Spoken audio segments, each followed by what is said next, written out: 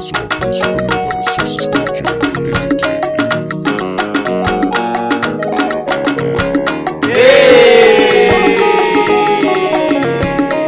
Ɗalibi da allo alƙalami rubutu.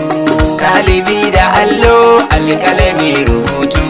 Ɗalibi da allo alƙalami rubutu. Kuma yasa kuke ta ihu bayan karatu, sai kun ba hankali sannan ku fahimtu.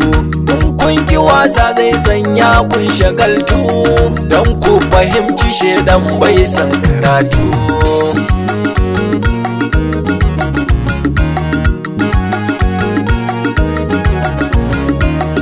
Dan dakata mun anan zan furta zance, ko kana zaton jahilai ne mu takaice. Makaranta ta allo ita ce tushen kwatance, to anan kowa yake fara biyan karatu.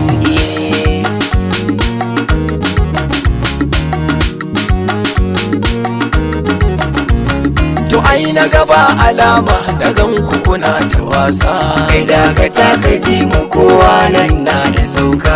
Amma kuma ba alama bare ku faɗi na ɗauka, kai ku zo mu nuna wa wannan mun karantu.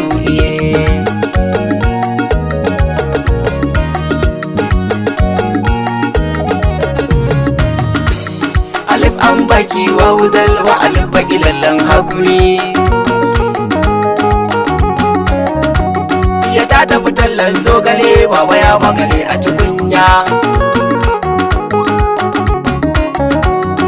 Kaga irin jama'ar gari masu bata karatu jairai.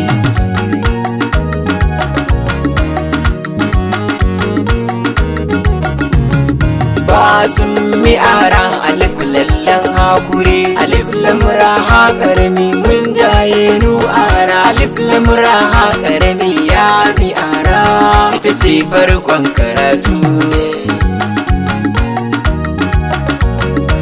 Ɗalibi da allo alƙalami rubutu.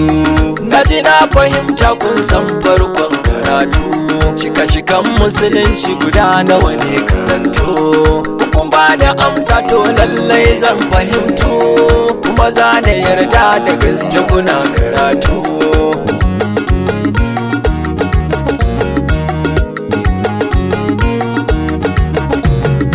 Shika-shikan musulunci biyar ne takaice, kalmar shahada ta farko ce a zance, da tsaye da sallah da zakka ƙa'ida ce, sannan sai azumi cikon na hudu a zance, sai aikin hajji cikon na biyar a ƙarshe, ga wanda Allah ya ba iko fahimtu.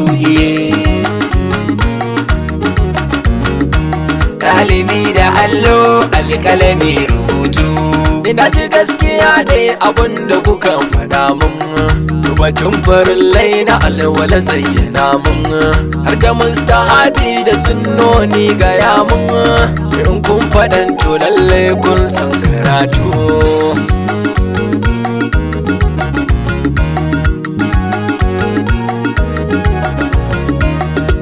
To farillai na alwala dai bakwai ne, farko da niyya, wanke fuska, wanke hannu zuwa gwiwa ta hannu, shafa ta kai ma, wanke kafafu zuwa ido na sawu, cuccuɗawa sai gaggautawa su ne farillai.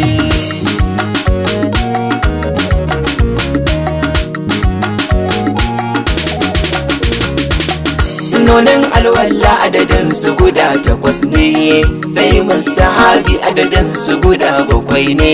Ai kamar ba malam na ganshi yana zuwa ne, a to ka bi mu gobe bashin sauran karatu ye.